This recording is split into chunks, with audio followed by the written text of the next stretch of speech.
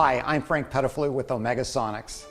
Personal property contents restoration is a very lucrative part of the disaster restoration industry.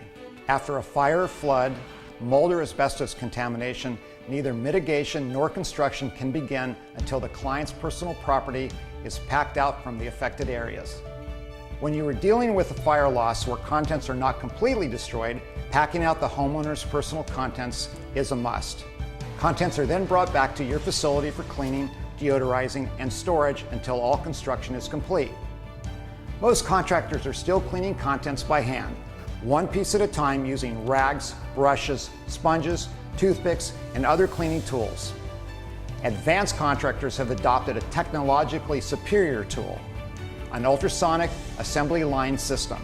Contents can be processed faster for quicker turnaround, better for a superior finished product, more profitably for your adjuster because less contents have to be total lost, and more profitably for you because insurance adjusters prefer contractors using ultrasonic technology.